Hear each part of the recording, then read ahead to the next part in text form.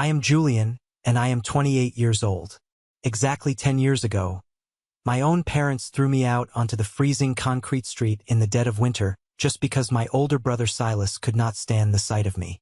While I was standing there shivering in a thin hoodie, staring at my entire 18 years of existence packed carelessly into flimsy cardboard boxes and black trash bags, begging them to at least let me grab my heavy winter coat, my mother looked me dead in the eye and said, "We trusted you, and you stabbed us in the back." My father literally slammed the heavy oak front door right in my face, the sound echoing through our quiet neighborhood. And right through the large living room window, I could clearly see my older brother Silas standing by the fireplace. He was looking right at me, wearing this incredibly smug, victorious smirk that is permanently burned into my memory. But there is one massive thing they did not know. They had absolutely no idea that the very family business they threw me away to protect was eventually going to fall right into my hands through a blind private equity fund.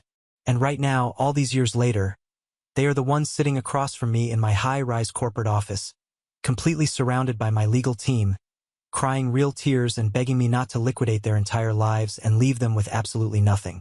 Before I tell you exactly how all of that incredible justice unfolded, hit that like button if you believe that karma always comes to collect its debts, no matter how much time passes.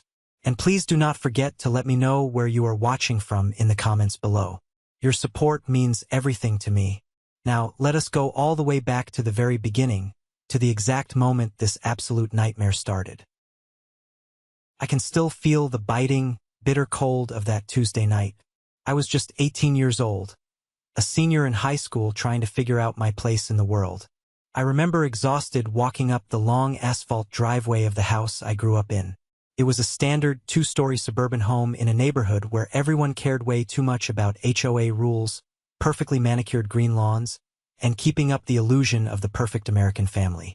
It was the kind of place where people smiled sweetly at you in the aisles of the local Walmart, but viciously gossiped about your divorce or your secret financial struggles the exact second you turned your back.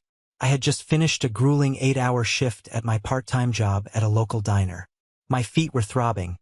My cheap polyester uniform smelled strongly of stale coffee and old frying grease, and all I desperately wanted was to take a hot shower, eat whatever leftovers were in the fridge, and study for my final history exams. Instead, I walked up the concrete steps to our covered front porch and found my entire existence neatly boxed up and stacked unceremoniously by the front welcome mat. At first, my exhausted teenage brain simply could not process what I was looking at. I genuinely thought maybe my mom was finally getting around to donating old clothes to a charity drive. But then the motion sensor porch light flickered on, illuminating the mess. I saw my middle school debate trophies sticking awkwardly out of a taped-up liquor store box. I saw my favorite worn-out sneakers sitting directly on top of another box. I saw my history textbooks, my favorite bedding, my winter jackets, and even my personal childhood photo album stuffed haphazardly into heavy-duty black trash bags like they were actual garbage. A cold, heavy dread washed over me, chilling me far deeper than the December wind ever could. When I put my house key into the lock, it simply would not turn. The heavy deadbolt was engaged from the inside. I knocked softly at first, thinking it was a mistake. I waited. Nothing happened. Then I pounded on the heavy wooden door, my knuckles stinging sharply from the hard impact. When the door finally swung open, I was not met with confusion or a simple parental misunderstanding. I was met with a solid wall of pure, unadulterated hostility. My father, Richard, stood there filling the doorway. His face was flushed red with absolute rage, the thick veins in his neck bulging aggressively as he gripped a thick stack of freshly printed papers in his right hand. My mother, Martha, was standing right behind his shoulder.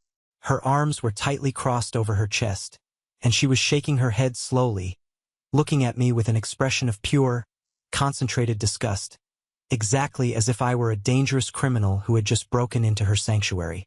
And then there was Silas, my older brother, the absolute undisputed golden child of the family, standing safely off to the side in the warm hallway. His arms were casually resting on the expensive granite kitchen island they had just remodeled. He was completely enjoying the show, soaking in my visible panic like it was his favorite television program. I asked them what was going on, my voice shaking from the cold and the fear. I pointed a trembling finger at the boxes and asked why all my personal things were outside in the freezing temperature. My father did not utter a single word at first. He just stepped forward heavily and violently shoved the thick stack of papers right into my chest, forcing me to grab them awkwardly before they scattered away in the winter wind. He ordered me to explain myself immediately. I looked down at the papers, completely disoriented, the dim yellow porch light barely illuminating the black text. And that was the exact, precise moment my entire reality shifted on its axis.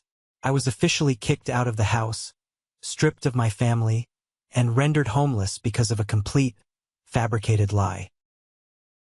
But to truly understand how my own flesh and blood could discard me like worthless trash over a fabricated piece of paper, you have to deeply understand the intensely toxic dynamic of our household.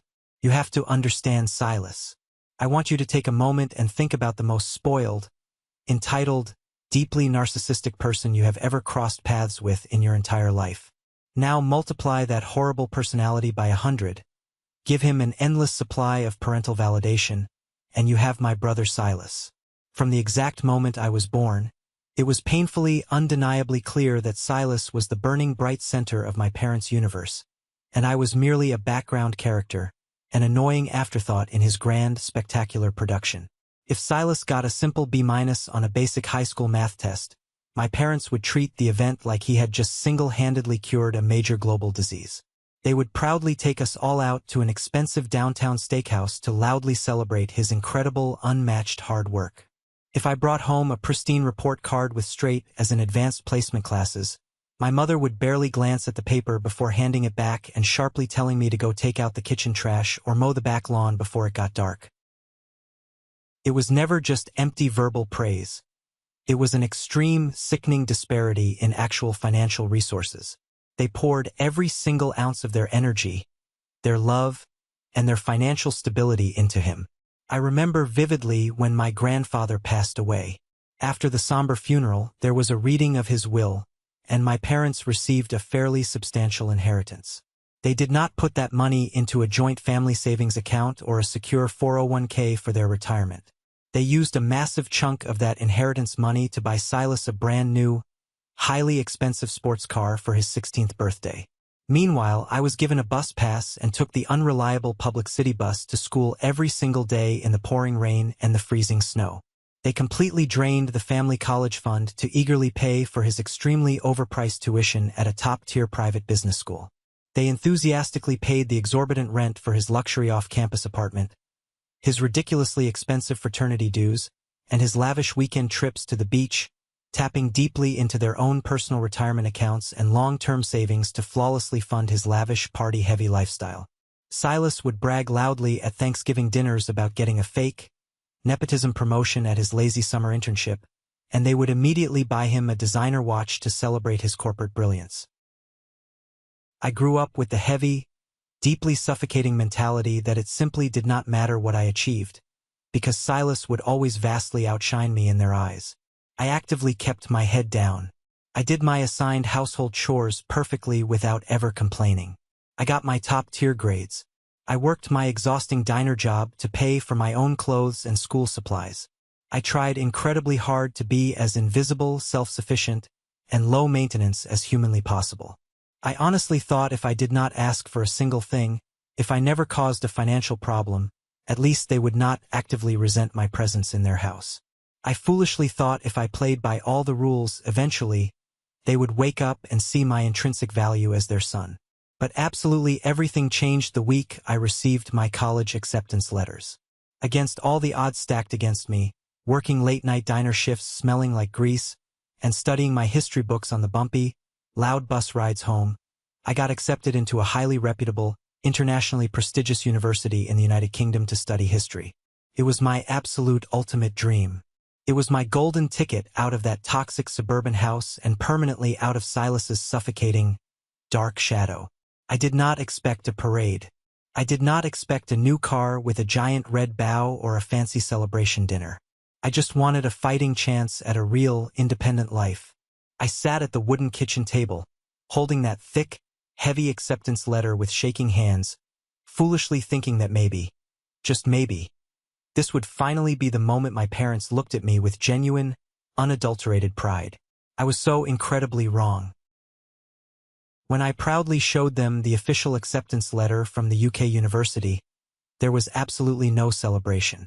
There was not even a polite smile. There was just a thick, incredibly uncomfortable silence that instantly filled the kitchen air. My dad adjusted his reading glasses, looked at the fancy crest printed on the heavy paper, and carelessly tossed it back onto the table like it was a piece of junk mail. My mom did not even bother to read it. She just continued aggressively wiping down the granite countertops with a damp sponge, refusing to make eye contact with me. I eagerly, desperately explained that I had already secured a partial academic scholarship based on my grades, but I still desperately needed financial help with the remaining tuition balance and basic living expenses for the very first year abroad. I made it abundantly, explicitly clear that I was not asking them to drain their bank accounts or sacrifice their lifestyle. I just needed them to formally co-sign a standard student loan. Just a simple signature on a piece of legal paper. That was literally all it took for me to build my entire future and leave their house forever. My parents straight up looked at me and told me they absolutely could not afford my tuition. My father leaned back heavily in his dining chair, firmly crossed his arms over his chest, and delivered the devastating blow without a single hint of fatherly emotion or regret. He explicitly stated that they had already paid entirely for Silas's college out of pocket, and now they had to selfishly think about their own financial future. He claimed they were currently planning to start a brand new small logistics business around that time, and all their liquid savings and available credit were being aggressively funneled into that risky startup venture. I was desperate. I begged them. I explained with tears welling in my eyes that without a parental cosigner, the bank would absolutely not approve a large international student loan for an 18-year-old kid with a part-time diner income. I promised them I would immediately take on a second job the moment I landed in the UK. I promised I would live in the absolute cheapest, smallest dorm room available on campus. I swore on my life I would pay every single dime back to the bank the exact moment I graduated and secured a professional salary. I even gently, cautiously reminded them of the massive college fund they had entirely drained for Silas, who was currently coasting lazily through his business school classes with mediocre grades, eagerly spending their hard-earned money on expensive dinners, designer clothes, and wild fraternity parties. That was a massive mistake. My mother immediately cut me off, her face twisting in anger. She used that soft, deeply manipulative, intense guilt-tripping tone she always perfected when she wanted to shut me down and make me feel like an absolute monster. She pointed a wet finger at me and told me I was being incredibly selfish, jealous, and ungrateful for even daring to bring up Silas's personal finances. She looked at me with absolute disdain and said that Silas's business degree was a critical, high-yield investment in the family's future, while my history degree in a foreign country was just a ridiculous, highly expensive personal hobby. She actually looked her youngest son in the eyes and called his entire future career a hobby. They flat out refused to help me, and we fought bitterly about it for days, but it was a completely losing battle from the start. They had absolutely no problem whatsoever spending tens of thousands of dollars on Silas's lavish, unnecessary lifestyle, but when it came to my basic education and my entire future, suddenly they had to be incredibly frugal, highly responsible, and strictly practical. I was completely stuck. I felt the physical walls of that house rapidly closing in on me. I watched the strict deadline to formally accept my university admission slowly creeping closer on the calendar hanging in my bedroom. I was losing sleep, paralyzed by the intense, suffocating fear that I would be permanently trapped in that small town, working double shifts at the diner forever, watching Silas eventually inherit absolutely everything they owned. I knew I had to take drastic matters into my own hands if I wanted to survive. That is exactly when I thought of Aunt Vivian. Aunt Vivian is my dad's older sister, and she is an absolute force of nature. She is a brilliant, highly respected neurosurgeon with an incredibly high salary. She is wealthy, fiercely independent, and she owns an impressive, highly lucrative real estate portfolio across the entire state. She is also widely considered the absolute black sheep of our family, simply because she never once put up with my father's toxic nonsense, his constant complaining, and his deep patriarchal complexes. My parents always maintained this weird, incredibly uncomfortable, thick tension with her at every single Thanksgiving dinner and holiday gathering. They would put on fake, tight smiles, compliment her expensive clothes, and act perfectly polite to her face. But the exact moment her luxury car pulled out of the driveway, the bitter, venomous whispers from my father would immediately start. My dad, in particular, absolutely hated feeling like she completely overshadowed him in every conceivable way. He deeply, bitterly resented her massive salary, her sharp intelligence, her beautiful custom-built home, and the effortless, confident way she always carried herself in a room. He felt deeply emasculated by her massive financial success. I knew perfectly well that reaching out to her was a massive, dangerous risk. If my dad ever found out I was secretly asking his highly successful sister for financial help, it would completely shatter his fragile, pathetic ego, and he would direct all his furious, explosive wrath directly at me. But I was backed completely into a dark corner. I had absolutely zero other options left. So, one rainy afternoon while they were out grocery shopping, I firmly locked my bedroom door, sat on the edge of my bed, and dialed her personal number. My heart was pounding entirely out of my chest when she finally answered the phone. I poured my entire heart out to her over the line. I told her absolutely everything about the UK university acceptance, the partial scholarship I earned, and my parents' absolute, stubborn refusal to simply co-sign a basic student loan. I fully expected her to lecture me about family loyalty, or tell me to respect my parents' financial boundaries and go to a local community college instead. Instead, she did not even hesitate for a single second. Her voice was incredibly warm, steady, and full of authority. She told me, "Of course I will help you, Julian. Why on earth didn't you come to me sooner?" She did not just offer to co-sign the miserable bank loan. She firmly insisted on paying the remaining tuition balance completely directly from her own private accounts. She told me she had watched me grow up, she saw how they treated me, and she believed in my intelligence and my immense drive. For the very first time in my entire 18 years of life, an adult in my own family looked at my raw potential and definitively decided it was worth investing real money in. I was completely overwhelmed with a profound, tearful sense of gratitude, but I was also absolutely terrified of the inevitable family fallout. I practically begged Aunt Vivian to keep our financial arrangement a strict, absolute secret. I explicitly told her that if my dad knew I went behind his back to ask his highly successful sister for money, he would completely lose his mind and probably ban me from leaving the house altogether. She understood the toxic family dynamics perfectly. We firmly agreed to keep it strictly between us until I was safely on an international plane to the UK, thousands of miles away from his toxic control. For a few glorious, peaceful weeks, everything was absolutely perfect. The large tuition bill was paid directly to the university via a wire transfer, my international student visa was officially approved, and I started secretly packing my suitcases late at night when everyone was asleep. I walked around the house feeling lighter than air, actually smiling to myself while doing the dinner dishes. I was finally, truly going to escape, but in my naive, youthful happiness, I made one fatal, life-altering mistake. I severely, dangerously underestimated how deeply Silas despised seeing me succeed, and exactly how far he would maliciously go to destroy me before I could leave. It happened during a casual, seemingly normal family barbecue on a sunny Sunday afternoon. The backyard smelled heavily like charcoal and grilled burgers.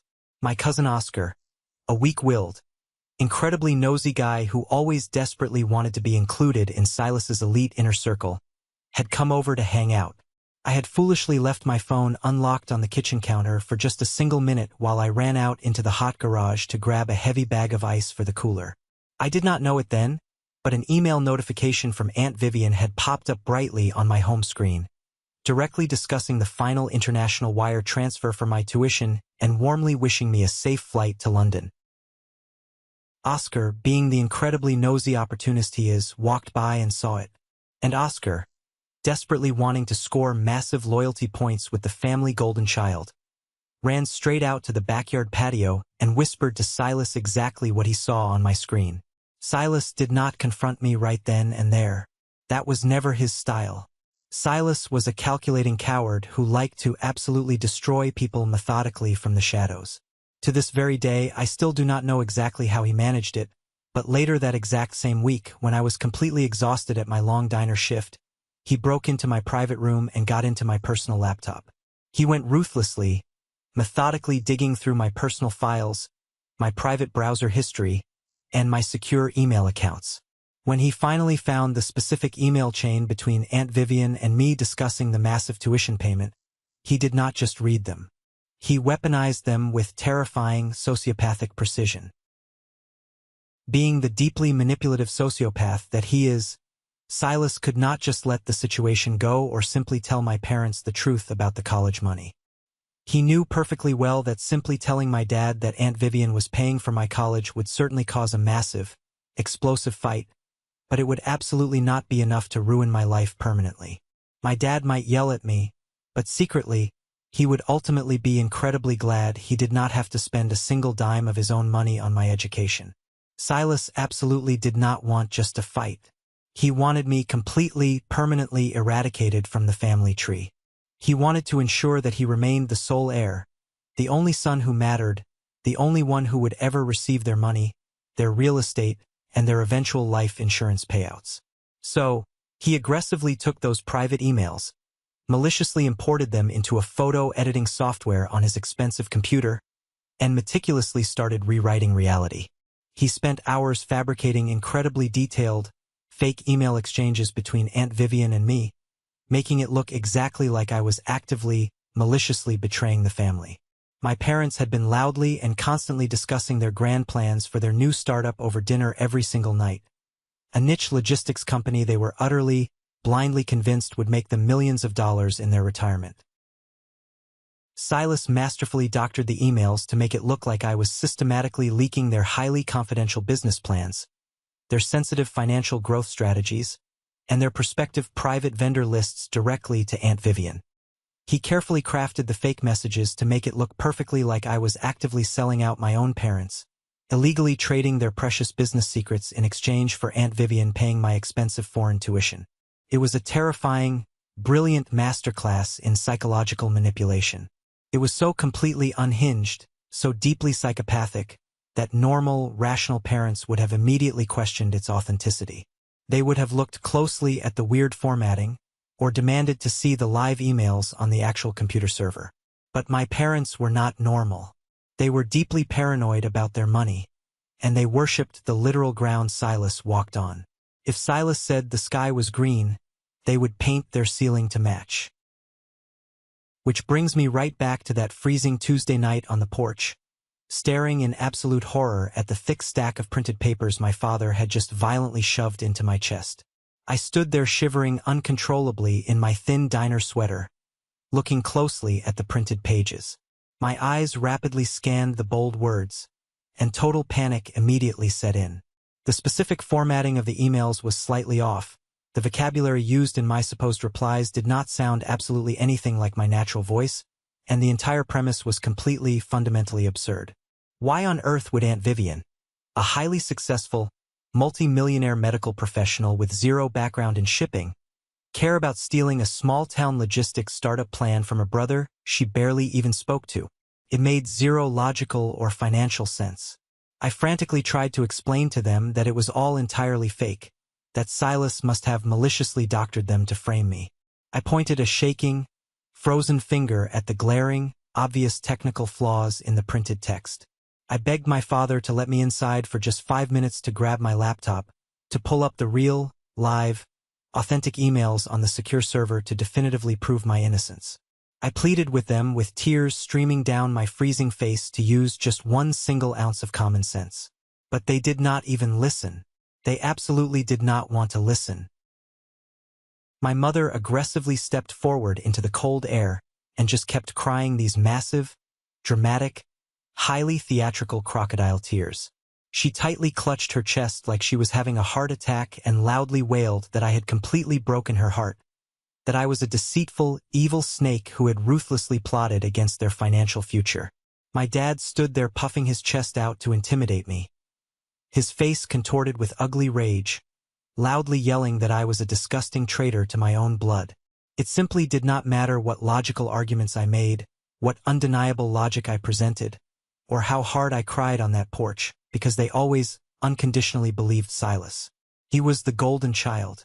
In their deeply twisted, delusional minds, Silas was the heroic, loyal son, desperately trying to protect the family empire from their evil, backstabbing, jealous younger son. Silas just stood there the entire time, casually leaning against the warm doorframe inside, watching my entire life completely fall apart with a sick, twisted sense of deep satisfaction. He knew exactly what he was doing. He was permanently, legally eliminating his only competition for the inheritance. He was ensuring that every cent of their future wealth, every ounce of their attention, and their entire estate would remain exclusively his forever. I begged them to please reconsider their actions. The winter wind was howling, and I was freezing to the bone. I told them I had absolutely nowhere to go, that I did not want to be a sudden, massive burden on Aunt Vivian before I even left for school. I asked them where I was supposed to sleep that very night in the freezing cold. My dad just pointed a rigid, shaking finger down the dark driveway toward the icy street. He looked at me with pure, unadulterated hatred and told me to take my garbage boxes and get off his property right that exact second before he called the police and had me formally arrested for criminal trespassing. He told me I was dead to him, that he had no second son. That was exactly it.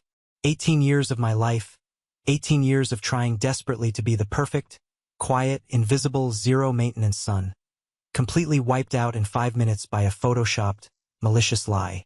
I slowly, painfully dragged my heavy cardboard boxes to the icy street curb. I had to call an Uber on my phone because, unlike the golden child Silas, I did not have a car. I sat on the freezing concrete curb for 20 agonizing minutes, watching the warm, golden light glowing from the large windows of my childhood home. I realized in that dark moment that the people who brought me into this world did not actually love me at all. They only loved the highly convenient version of reality where Silas was an absolute king, and I was a worthless peasant to be casually discarded when I was no longer compliant. When the Uber finally arrived, the driver looked at me with deep, silent pity. I loaded my heavy trash bags into the trunk of a complete stranger's car and gave the driver Aunt Vivian's address. I left that toxic house with absolutely nothing but the cheap clothes on my back, a few pathetic boxes of memories, and a completely irreparably shattered heart. When I finally arrived at Aunt Vivian's beautiful, sprawling custom house in the highly upscale part of town, it was well past midnight. I rang the doorbell, shivering uncontrollably, my teeth chattering loudly. She quickly opened the door in her expensive silk robe, took one single look at my tear-stained, freezing face, saw the pathetic, wet cardboard boxes sitting in her pristine driveway, and did not ask a single judgmental question. She did not interrogate me or ask for my side of the story. She just immediately reached out, grabbed my freezing arm, and pulled me forcefully inside into the incredible warmth of her home. She helped me bring my heavy things inside, completely ignoring the fact that my wet, snowy shoes were tracking mud all over her incredibly expensive hardwood floors. She did not pry into the painful details. She just saw that I was hurting deeply, and she told me firmly that her large house was my house for as absolutely long as I needed to stay. That kind of profound, unconditional kindness hit me right in the gut like a physical punch. I sat at her massive granite kitchen island, gripping a hot cup of herbal tea to warm my freezing, blue hands, and I finally broke down completely. I sobbed so hard my chest physically ached. I realized right then, crying heavily in my aunt's kitchen, that I had never, ever felt anything close to that kind of unconditional safety, warmth, and protection from my own parents. Living with Aunt Vivian over the next few critical weeks before my international flight was completely surreal, exactly like waking up in a strange, peaceful alternate dimension. It was deeply, wonderfully strange waking up every morning in her pristine, beautifully decorated guest room, realizing that I absolutely did not have to walk on eggshells anymore. I did not have to constantly lower my voice, hide my academic accomplishments, or fear being randomly yelled at. Over time, as the initial brutal shock slowly wore off, we started getting much closer, and we started having long, deeply honest conversations over coffee about the harsh, ugly reality of my family's history. Aunt Vivian was incredibly sharp, highly observant, and she knew a lot more about my parents and their deep-rooted generational dysfunction than I ever realized. She had quietly watched the entire disaster unfold for decades. One quiet evening, we were sitting out on her enclosed, heated patio, looking out at the falling snow, and she told me something that completely, fundamentally shifted my entire perspective on my father's intense hatred toward her and me. My dad's massive grudge against her did not just start simply because she was a highly successful female doctor who vastly out-earned him. It was deeply rooted in an old, bitter, unforgivable business betrayal. She revealed to me that the brilliant, supposedly millionaire-making business plan my parents were so incredibly paranoid about me leaking, it was originally her specific idea. Years ago, Aunt Vivian had drafted a comprehensive, highly detailed, professionally researched plan for a medical supply logistics company. She had shared the documents with my dad in strict confidence, hoping to generously bring him in as a managing partner to handle the daily operations. Instead of working with her fairly and legally, my father tried to secretly steal the vendor contacts and launch the business himself entirely behind her back. He failed miserably because he completely lacked the intense work ethic, the raw intelligence, and the actual capital to pull it off. Now, all these years later, he was pathetically trying to resurrect that exact same stolen idea with Silas, foolishly funding it with their entire life savings and retirement money. Aunt Vivian looked at me calmly and explained that his raging paranoia was not actually about me betraying him at all. It was a massive, textbook psychological projection of his own intense, unresolved guilt. He absolutely hated Aunt Vivian because her very existence, her massive wealth, and her high status constantly reminded him of his own mediocrity and his past ethical failures. And he hated me because he saw clearly that I possessed the genuine ambition, the raw intelligence, and the strong moral compass that he so desperately, painfully wanted for Silas, but deeply knew Silas lacked. Knowing this profound, ugly truth did not magically make the intense pain of parental abandonment go away, but it made it finally manageable. It stopped being a reflection of my personal worth and finally started being a glaring reflection of their overwhelming, incurable toxicity. I was not thrown out because I was a bad son. I was thrown out because my very existence threatened their fragile, carefully constructed delusions. Days slowly turned into quiet weeks, and a pathetic, deeply ingrained part of me kept waiting for my parents to call. I kept obsessively checking my cell phone, foolishly hoping for a sudden, tearful apology, hoping my mother's conscience had finally kicked in, or hoping for even just a simple text asking if I was safe and alive. But there was absolutely nothing. Not a single call. Not a single text message. The silence was absolute. The silence was deafening. They had completely erased me from their lives like I never existed. The exact day before my scheduled international flight to the UK, my phone finally buzzed. My heart violently leapt into my throat. But it was not an apology. It was a text message from Silas. It was a cruel, obnoxious, deeply arrogant taunt. He wrote, "Hope you're doing okay. By the way, don't leave your laptop lying around." He was deliberately, maliciously rubbing it in. He was explicitly letting me know that he got away with his sociopathic crime, that he had officially won the sick family game, and that I was utterly, permanently defeated. I stared at the bright screen, feeling my blood boil, my hands shaking with a rage so intense I felt physically sick. But I did not reply. Giving him a dramatic reaction was exactly what his narcissistic brain wanted. I permanently blocked his number from my phone. A few hours later, I got a text message from my dad. It was incredibly short, freezing cold, and entirely devoid of any fatherly emotion whatsoever. It just said, "Good luck in the UK." No logical explanation, no emotional apology, no loving goodbye, just a sterile, heartless dismissal. exactly like a cold corporate boss firing an intern via email. I stared at the message, completely numb. Then, I deleted the message and blocked his number too. I blocked my mother's number. I severed the digital cords completely. When Aunt Vivian drove me to the busy international airport the very next morning, the winter sun was finally shining brightly.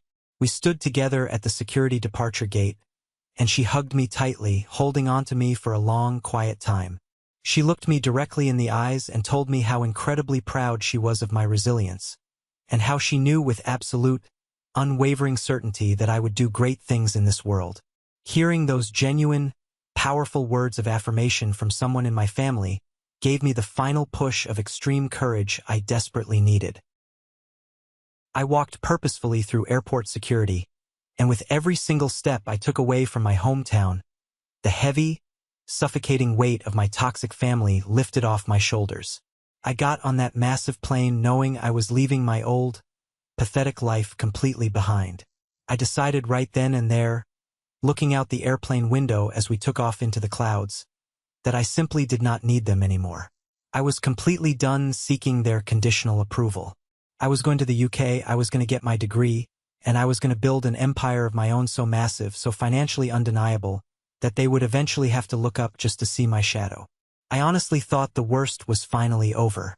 I truly thought the storm was behind me and I could just move on with my adult life in total peace. I was so incredibly, dangerously wrong. Because years later, the dark past did not just knock softly on my door. It tried to aggressively kick it down with a massive corporate lawsuit, a total financial collapse, and a desperate, pathetic plea for mercy. The passage of time is a funny thing when you are actively trying to outrun your own traumatic history. Fast forward 3 entire years from that freezing night on the porch. The years I spent living and studying in the United Kingdom were an absolute masterclass in sheer survival and calculated reinvention. I did not just attend my university classes. I completely devoured them. I practically lived inside the historic stone walls of the university library, completely surrounding myself with towering stacks of history texts, global economic theory books, and corporate law journals. I settled into the grueling academic college life with a burning, relentless determination that bordered on obsession. I made genuine, lifelong friends who did not care a single bit about my family's toxic history, my lack of a trust fund, or the fact that I spent every holiday break working instead of flying home. For the very first time in my entire existence, I was not constantly, obsessively thinking about Silas or my parents. I completely threw myself into my demanding studies, ultimately graduating at the absolute top of my class with highest honors. Instead of pursuing a quiet life in academia, I aggressively pivoted into the high-stakes, cutthroat world of international finance and corporate restructuring. I networked relentlessly and eventually secured a massive, highly coveted promotion at a prestigious, ruthless private equity firm based in London. I was earning an annual salary and corporate bonuses that my arrogant father simply could not have comprehended in his wildest, most delusional financial dreams. I was officially a senior investment director, personally handling distressed corporate portfolios worth hundreds of millions of dollars. I bought prime, highly lucrative real estate properties to build my personal wealth. I wore impeccably tailored, expensive suits. I built a brand new life of complete, absolute financial security and professional power. Eventually, due to my aggressive success in corporate liquidations, my firm transferred me back to the United States to personally manage a newly acquired corporate branch in a major metropolitan city, situated just a few hours away from my miserable hometown. I came back to my home country a completely different man than the freezing, terrified teenager who had fled. I was confident, financially untouchable, and emotionally detached from the deep trauma of my past. I found an incredibly high-paying executive job, comfortably settling into a sprawling, multi-million-dollar luxury penthouse apartment that completely overlooked the glittering downtown skyline.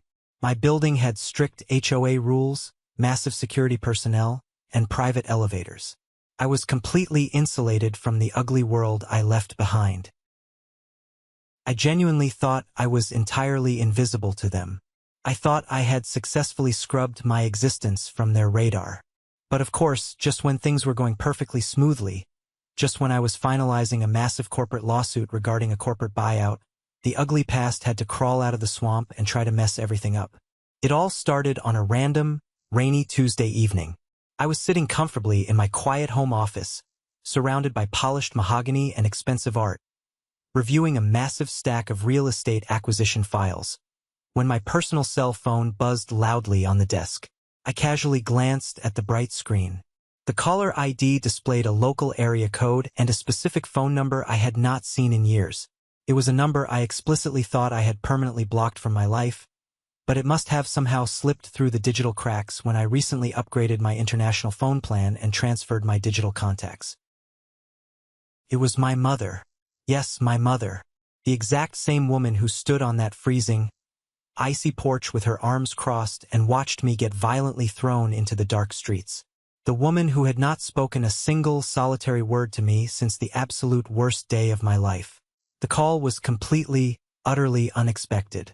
I sat frozen in my leather office chair, staring intently at the glowing screen, my heart momentarily skipping a harsh beat against my ribs. My analytical mind instantly started racing with a million chaotic questions. Should I answer it? Should I just hit ignore and permanently delete the number? After absolutely everything that had happened, after the ultimate unforgivable family betrayal, why on earth would she be calling me now? I let the phone ring a few more times. I watched it vibrate aggressively against the polished wood of my desk. Then, entirely against my better professional judgment and my own established boundaries, I picked it up and pressed it to my ear. "Hello?" I said, intentionally keeping my voice completely flat, strictly businesslike, and completely devoid of any warm emotion, trying hard to sound incredibly calm even though my pulse was pounding loudly in my ears. There was a long, heavy, suffocating pause on the other end of the secure line, exactly like she was not entirely sure what to say, or perhaps she was deeply shocked that I actually answered the phone instead of sending her straight to a cold voicemail. Finally, she spoke into the receiver. "Hi, it is your mother," she said, her voice shaking slightly, laced with an artificial, practiced vulnerability. No kidding. Who else in the world would it be? I did not say that sarcastic thought out loud, though. I just stayed completely, terrifyingly quiet, letting the heavy, uncomfortable dead air stretch endlessly between us, forcing her to do the heavy lifting, waiting for her to awkwardly explain exactly why she felt entitled to call my private number after almost 3 years of absolute, unforgivable silence. She hesitated again, the silence stretching uncomfortably, and then out of nowhere, she deployed that classic, highly manipulative tone she always used when she wanted something for nothing and said, "We really need to talk, Julian." I physically could not help but scoff loudly directly into the receiver. Now she suddenly wanted to talk? After she willingly let Silas doctor those fake emails?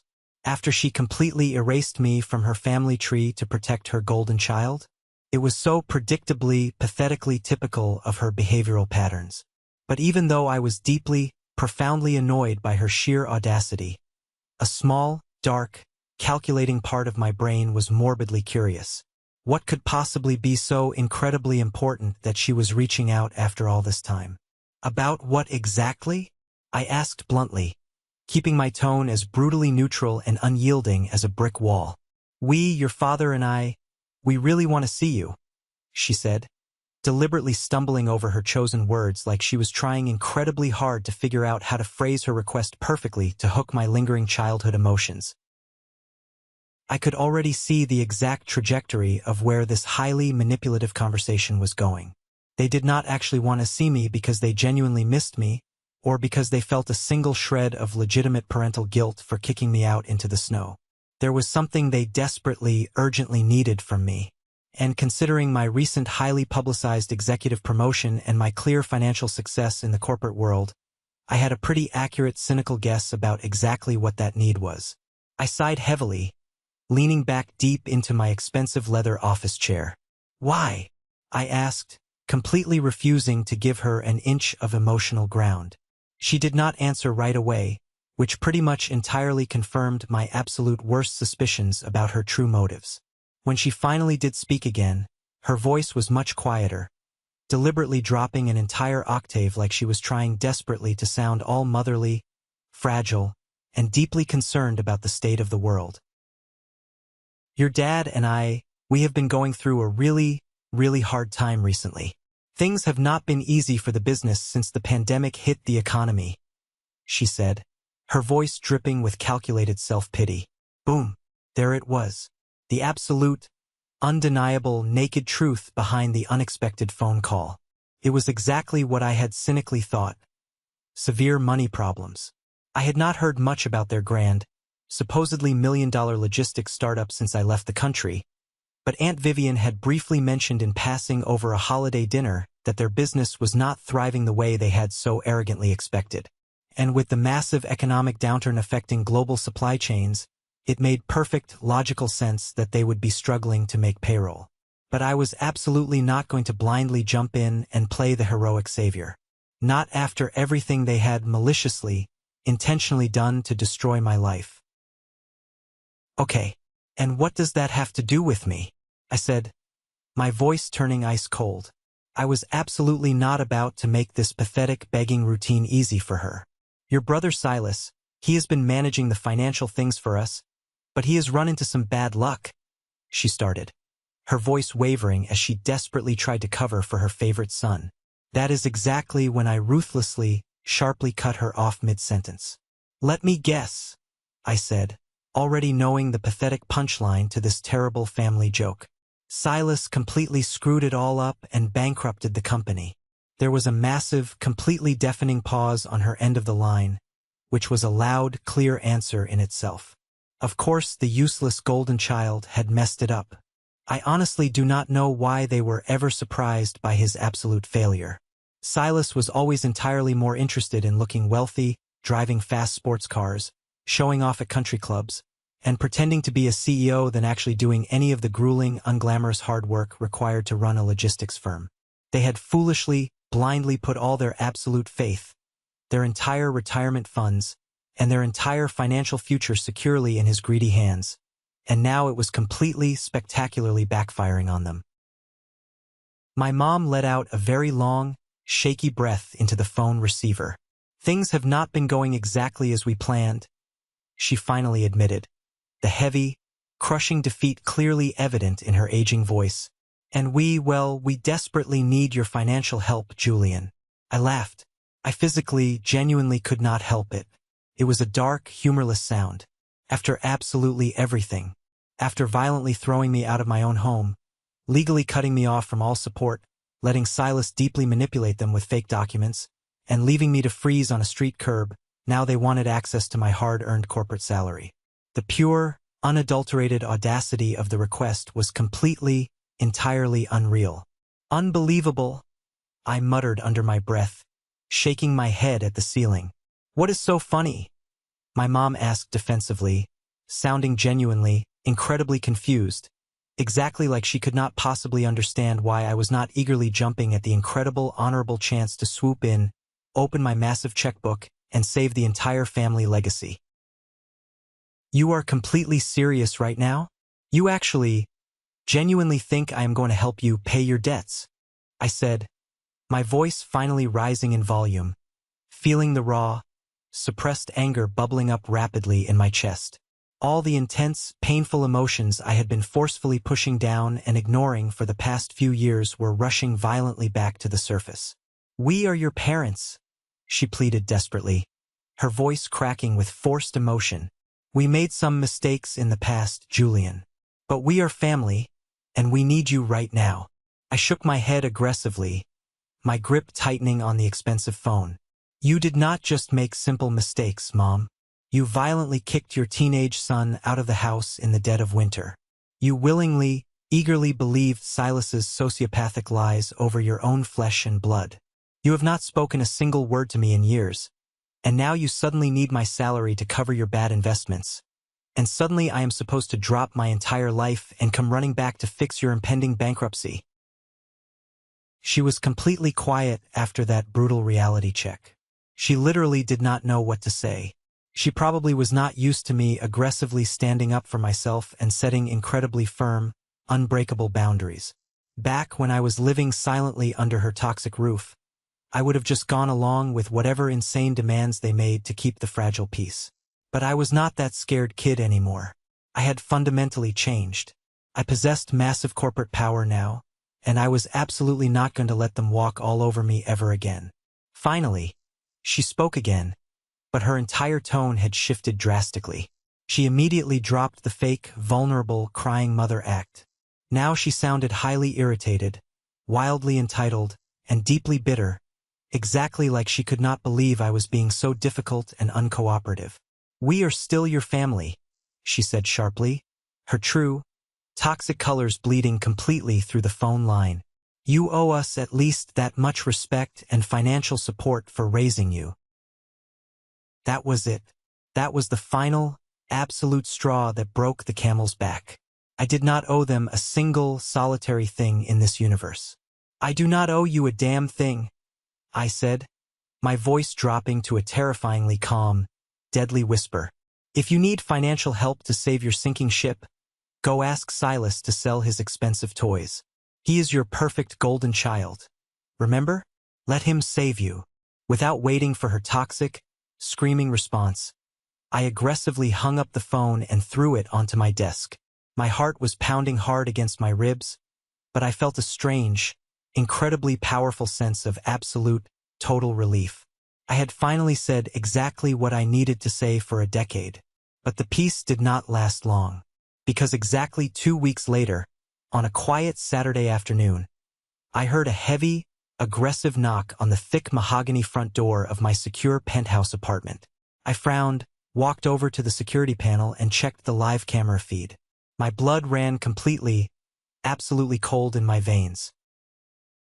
Standing out there in my private hallway, looking around nervously at the expensive decor, wearing a cheap, ill-fitting suit, was my brother Silas. I quickly unlocked the heavy deadbolt, grabbed the handle, and yanked the large door open. He jumped slightly backward, clearly startled by my sudden, intimidating appearance. For a long, tense second, he just stood there and stared at me. He looked closely at my expensive tailored casual clothes. He looked past my shoulder at the massive, beautifully decorated luxury apartment, and I could clearly see the intense, burning, ugly jealousy flash across his eyes. "Hey," he said, instantly putting on this incredibly fake, bubbly, overly familiar smile exactly like we were old college buddies meeting up for a drink. "It has been a long while, little brother. What exactly are you doing here, Silas?" I asked sharply, firmly planting my feet and not stepping aside to let him cross the threshold. He immediately tried to charm his slimy way past my arm. "I really wanted to talk to you in person," he said, tilting his head with fake sincerity. "Can I please come inside for just a minute?"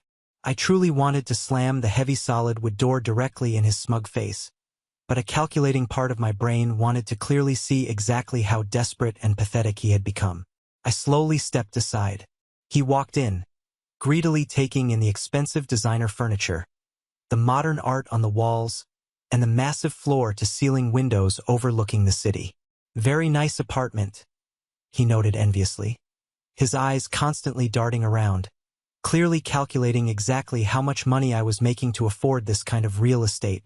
"Get straight to the point," I snapped harshly, crossing my arms over my chest. He sighed highly dramatically, playing the role of the exhausted, overburdened victim. "Mom told me all about your incredibly harsh conversation on the phone. She is pretty upset with you, you know. I have been trying my absolute best to keep the family business going, but it has been really, really hard. The global pandemic hit our supply chains badly. We are completely on the verge of losing absolutely everything we own. And let me take a wild guess. You want me to generously bail you out with my corporate salary?" I asked, my voice dripping with heavy sarcasm. "I am absolutely not asking for a free handout," he said defensively, holding his hands up. "I just thought we could sit down and figure a business arrangement out together. You are doing incredibly well for yourself. I figured you would naturally want to step up and help save the family legacy." "You figured entirely wrong," I said flatly, staring daggers into him. Not after absolutely everything you maliciously did to me. You completely ruined my life, Silas. You intentionally fabricated those emails. You actively got me kicked out into the freezing snow. And now you genuinely think I am going to write a check to save you from your own incompetence? Absolutely not. He stared at me, genuinely dumbfounded that his manipulation tactics were completely failing. But we are family, he said weakly, using the ultimate toxic buzzword. We permanently stopped being family the exact day you made it your personal mission to destroy my future, I said, pointing straight to the open front door. You made your selfish choices. Now you have to suffer the consequences of your own actions. Get out of my home. He turned entirely pale, finally realizing I was absolutely not the weak, compliant younger brother he could bully anymore. Without uttering another word, he angrily stormed out into the hallway, violently slamming the heavy door behind him. I stood there alone in my quiet apartment, feeling the ultimate total control over my own life. I was finally truly free from his shadow. But little did I know, the real massive confrontation, the ultimate explosive detonation of karma, was waiting just around the corner at my corporate office. It was not even a full week later when the massive, final wave of family drama violently hit the shores of my peaceful new life. This time, it was not just Silas showing up uninvited at my private apartment. It was both my mother and my father, and they did not come to my residential home. In an act of supreme, unbelievable entitlement, they showed up directly at the main front reception desk of my highly secure corporate office building in the center of the financial district. I was sitting quietly in my massive glass-walled corner office, deeply engrossed in going over a major, multi-million-dollar corporate acquisition file, when my highly efficient executive assistant Clara urgently buzzed my private desk intercom. "Mr. Julian," Clara said, her professional voice laced with clear concern. "There are two older individuals currently in the main lobby claiming loudly to be your parents. They are aggressively demanding to see you immediately, and they are starting to cause quite a disruptive scene in front of the other clients." I slowly closed my eyes, taking a very deep, stabilizing breath. I knew exactly what their toxic strategy was. They were purposefully escalating the situation. They wrongly thought that by showing up unannounced at my place of business, they could weaponize public pressure and the severe threat of professional embarrassment to forcefully bend my will. They arrogantly assumed I would panic, quietly pull them into a back room, and quickly write them a massive bailout check just to make them go away and avoid a humiliating family scandal in front of my wealthy corporate colleagues.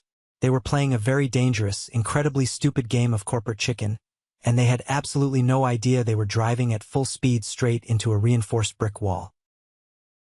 "Send them directly up to the main executive conference room on the top floor, Clara," I said smoothly into the intercom, my voice completely devoid of panic.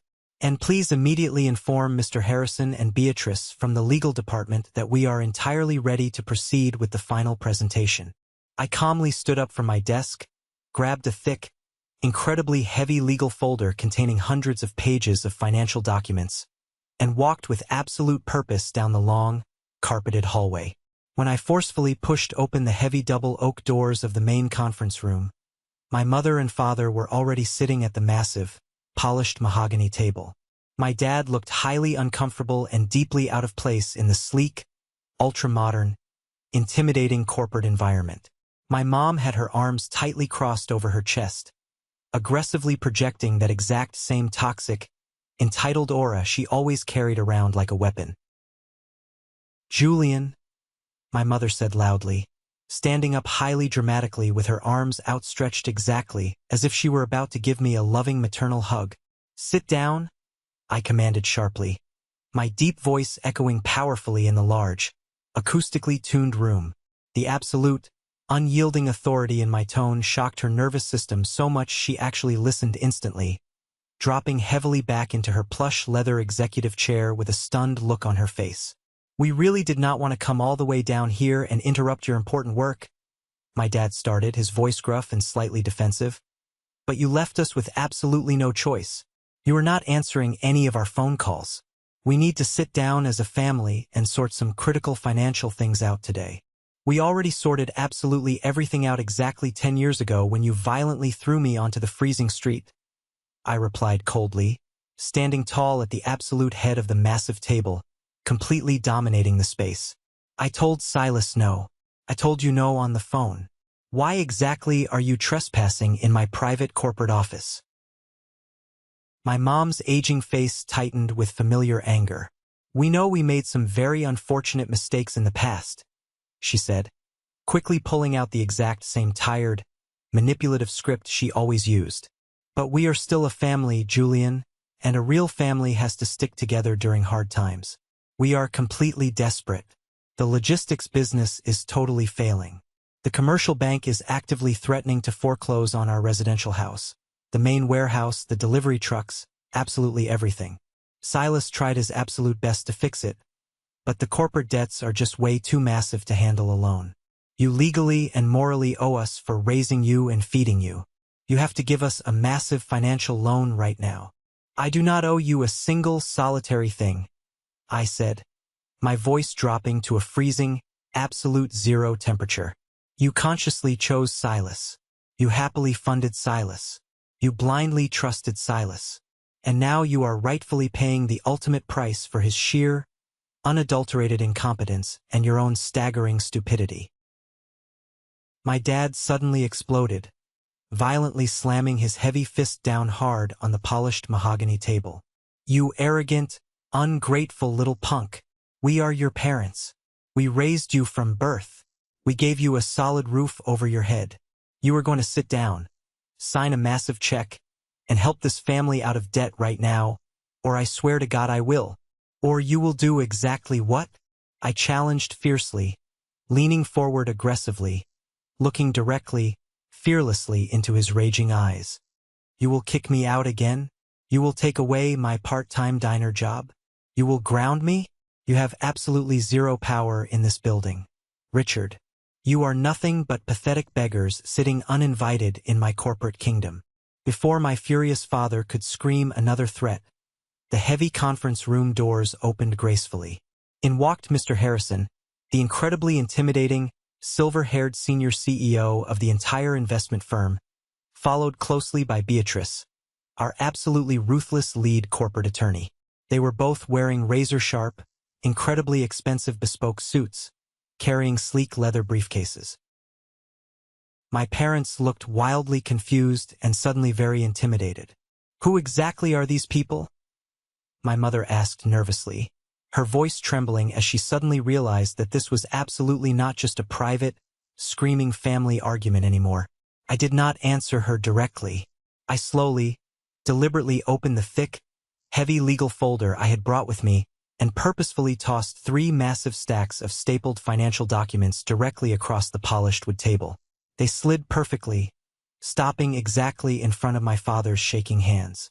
Mom, Dad, I would like to officially introduce you to Mr. Harrison, the senior CEO of this global firm, and Beatrice, our lead corporate counsel, I said, my voice echoing with pure, unadulterated, decade-long triumph. And I would highly suggest you take a very, very close look at those legal documents currently sitting in front of you. My dad suspiciously picked up the very first stack of heavy papers. He nervously adjusted his reading glasses on his nose. I watched his wide eyes rapidly scan the dense legal jargon and the bold corporate letterheads. I watched his face turn from an angry, flushed red to a stark, terrified white, to a sickening, nauseating shade of pale gray as the absolute reality of the words completely crushed his brain.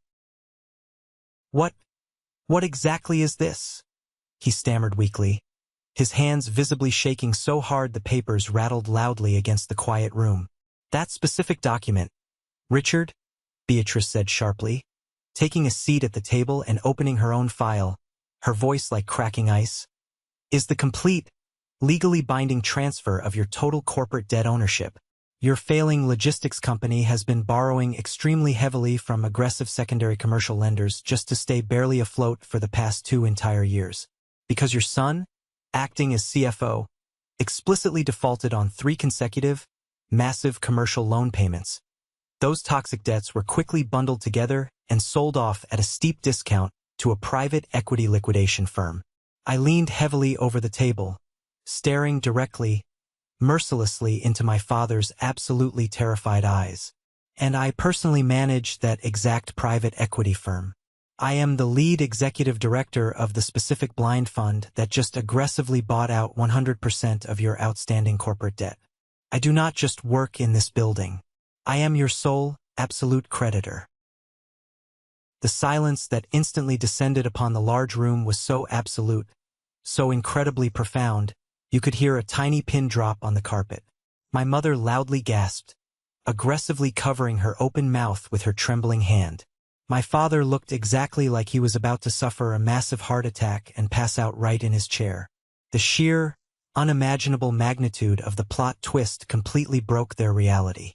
They had arrogantly come here to manipulate their discarded, supposedly weak son into writing a desperate pity check, only to horrifyingly discover that their discarded son was the ruthless corporate executioner holding the massive legal axe directly over their entire financial existence. You secretly bought all of our debt? My mom whispered, her voice completely terrified. Why? To help us? To save the family business from the banks? I laughed loudly. It was a cold, incredibly hard laugh that held exactly 20 years of deep pain, rejection, and ultimate vindication. To help you? Absolutely not. I bought it specifically because it was a highly distressed financial asset that I could easily acquire for mere pennies on the dollar, and primarily because I deeply wanted to personally oversee the absolute, total liquidation of your fraudulent, pathetic company. You cannot legally do this to us?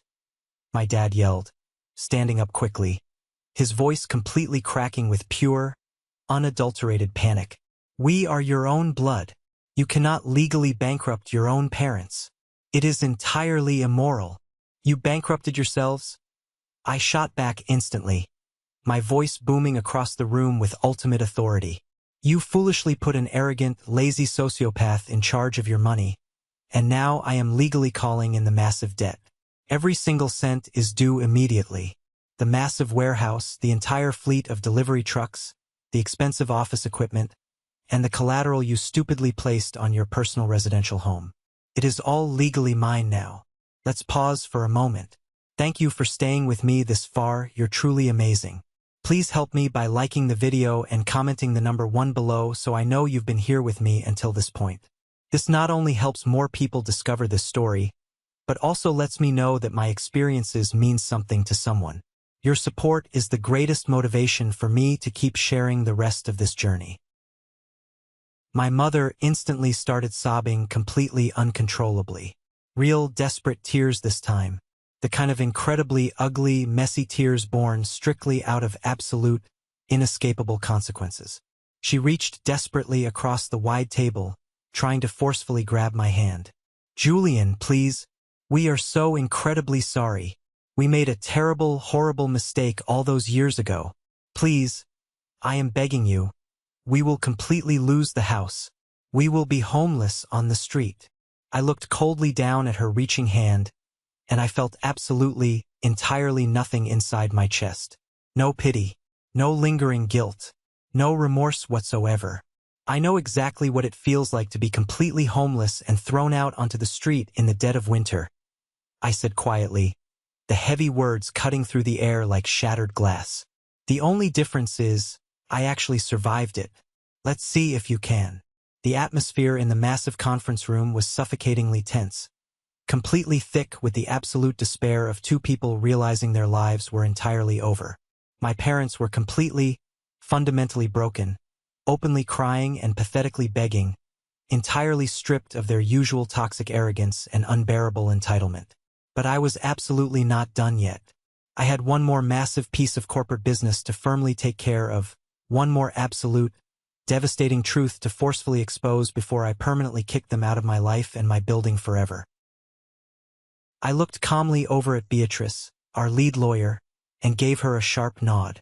She efficiently opened her sleek, black leather briefcase and pulled out another, significantly thicker manila file. She slid it smoothly and deliberately right across the polished table directly to my hyperventilating father. While our elite forensic accounting team was strictly auditing your company's financial books to accurately assess the total liquidation value of the business assets, Beatrice stated in a freezing cold, highly professional tone that completely commanded the room. We quickly uncovered massive, highly systemic financial irregularities spanning several years. Specifically, we found multiple, massive unauthorized cash withdrawals and entirely fraudulent wire transfers deeply hidden under the clever guise of fake, non-existent vendor payments. My dad slowly looked up from the table, aggressively wiping his heavy, sweating forehead with the back of his trembling hand. What exactly are you talking about? The global pandemic ruined our profit margins. The international supply chains completely dried up. We did everything by the book.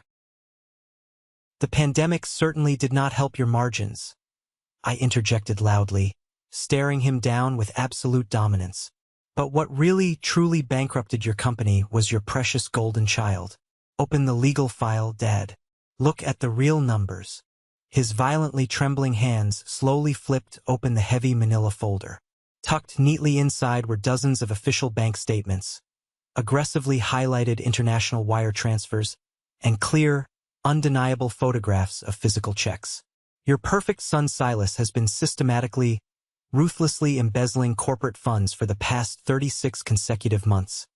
I explained calmly, intensely watching my mother's tear-stained face contort in absolute, unadulterated horror.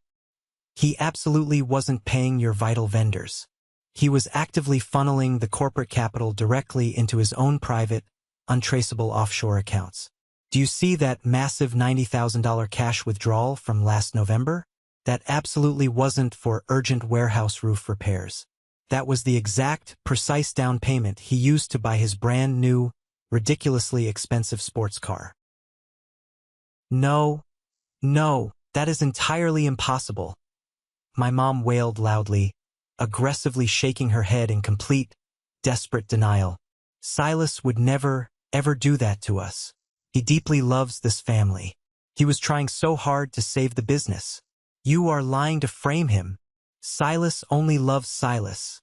I countered sharply, shutting down her pathetic delusion. We officially contacted Felix, his former logistics business partner. Felix got absolutely terrified of the impending federal audits and immediately handed over all the private communication logs and text messages to completely save himself from federal prison. Your precious, absolutely perfect golden child has been intentionally stealing your entire retirement money to lavishly fund his luxury lifestyle, and he was actively planning to flee the state the exact second the commercial bank foreclosed on you. My father just sat there frozen, completely, entirely paralyzed in his chair. The absolute reality of his entire miserable life was violently crashing down on his head. He had foolishly spent his entire adulthood blindly worshipping Silas, deeply alienating his highly successful sister out of pure, pathetic jealousy, and violently throwing away his youngest, most loyal son out of pure spite. And for what ultimate reward? To be ruthlessly robbed blind and left entirely destitute by the very child he spoiled and protected at all costs.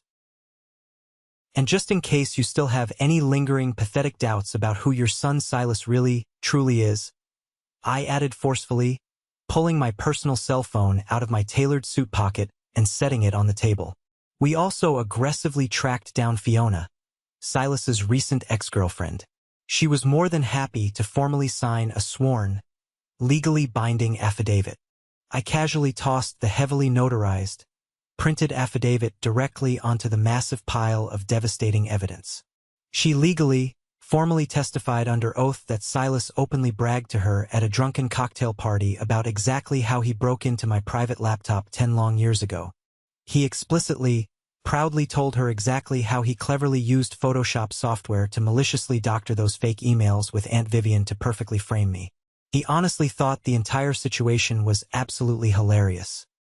He openly bragged to a crowd about how incredibly easily he manipulated both of you idiots into aggressively kicking me out onto the street, so he would absolutely never have to share a single cent of his future family inheritance. The heavy silence that quickly followed that massive revelation was entirely crushing, completely thick with the awful stench of totally ruined lives. My mother violently covered her face with both of her shaking hands, sobbing so incredibly violently her entire shoulders shook uncontrollably. My father just stared completely blankly at the far wall. His jaw completely slack, his eyes totally dead.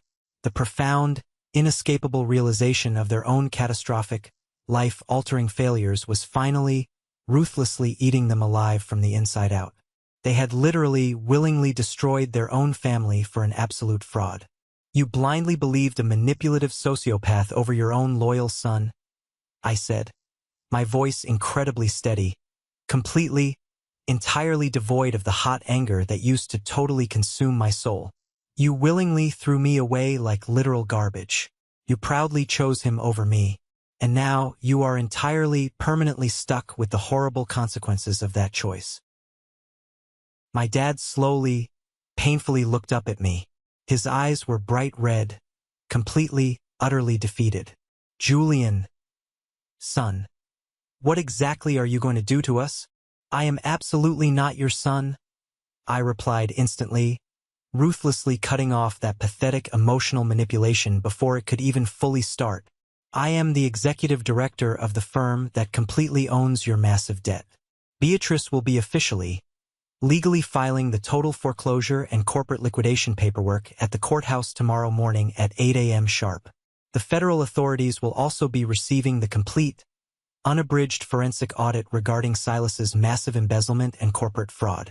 You have exactly 30 days to entirely vacate the commercial premises before the locks are changed. My mother physically fell completely out of her large chair, literally dropping heavily to her knees on the expensive corporate carpet, desperately clutching at my expensive suit pants. Please, Julian, please, I am begging you on my hands and knees. We have absolutely nothing left. Where will we live? We are old and sick. You have to forgive us. We are a family. I calmly, deliberately stepped backward, physically forcing her to let go of my clothes. I looked coldly down at her pathetic, weeping form on the floor, vividly remembering the exact, cruel way she looked down at me 10 years ago when I was the one desperately begging for a coat on the freezing concrete porch.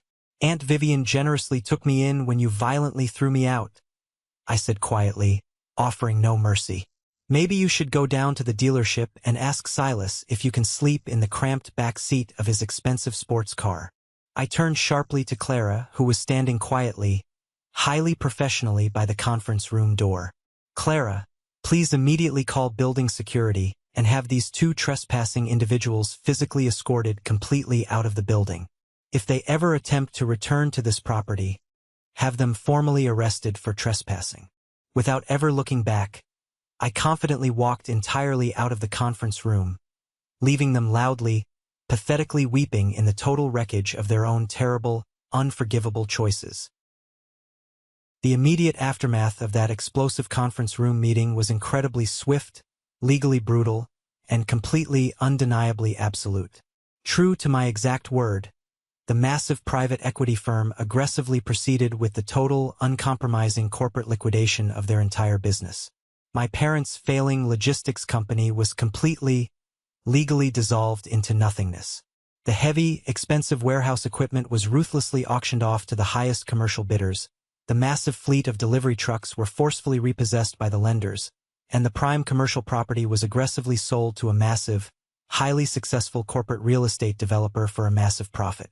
Because they had incredibly foolishly used their own residential home as vital financial collateral for the massive business loans, the bank ruthlessly foreclosed on the large suburban house I grew up in. They literally lost absolutely everything they had spent their entire lives trying to build. Last I heard through the complicated family grapevine, they were forcefully forced to heavily, embarrassingly downsize, ultimately moving into a tiny, extremely run-down 2-bedroom apartment on the completely bad side of town, living strictly, miserably off meager, insufficient monthly social security checks. Silas absolutely did not fare any better. In fact, his ultimate fate was significantly worse. The federal authorities eagerly received our highly detailed, undeniable forensic audit. He was aggressively, publicly investigated by federal agents for massive felony embezzlement, widespread corporate fraud, and highly illegal tax evasion. His precious, highly expensive sports car was legally seized by the government to pay off restitution. His private offshore bank accounts were permanently, entirely frozen, and he is currently actively facing incredibly serious, long-term federal prison time. He completely, selfishly abandoned my aging parents the exact moment the corporate money ran entirely dry, proving to the entire world exactly what I had known in my heart my entire miserable life. He only cared about himself. As for me, I absolutely did not actively celebrate their absolute, total downfall. I did not throw a massive, wild party or pop incredibly expensive bottles of champagne to mock their poverty. Honestly, the specific day the final corporate liquidation paperwork was officially signed by the judge, I just felt incredibly, profoundly tired. But it was a very good, highly healing kind of tired. It was the exact, peaceful exhaustion you feel deep in your bones after carrying a massive, suffocating, crushing boulder on your shoulders for an entire decade, and finally, permanently letting it drop heavily to the earth. I had officially, permanently severed the highly toxic family cord. I had successfully, ruthlessly enforced the ultimate, unbreakable emotional boundary. I absolutely did not need their pathetic approval, their fake, tearful apologies, or their highly toxic, draining presence in my entire life ever again. I was completely, profoundly, unconditionally free. A few short months later, as the crisp autumn air rolled into the city, I hosted a massive, incredibly warm Thanksgiving dinner at my spacious luxury penthouse apartment. The massive, beautiful dining table was completely covered in incredible, delicious food. The soft ambient lights were incredibly warm, and the entire room was completely filled with loud, genuine, deeply happy laughter. Sitting comfortably at that table absolutely wasn't the toxic biological family I was unfortunately born into, but the beautiful, incredibly loyal family I had actively chosen and carefully built for myself. Aunt Vivian was proudly sitting at the absolute head of the long table, smiling warmly, holding a delicate glass of highly expensive red wine, looking incredibly proud of the man I had become. Clara, my incredibly loyal, highly efficient corporate assistant, was happily there eating turkey with her wonderful husband. Mr. Harrison, my incredible professional mentor, was loudly laughing at a funny joke someone told. I stood quietly in the massive designer kitchen, looking out deeply at the incredible people who actually, genuinely respected me, who deeply valued my daily presence, and who supported me completely unconditionally. I realized right then, looking at their smiling faces, that the core concept of true family has absolutely nothing to do with shared, random DNA or matching last names. True, unbreakable family is strictly defined by mutual, deep respect, unwavering, fierce loyalty, and basic, fundamental human decency. My biological parents failed that massive life test absolutely miserably, but Aunt Vivian passed it with incredible, flying colors. The deep, agonizing trauma they inflicted on me didn't permanently break me.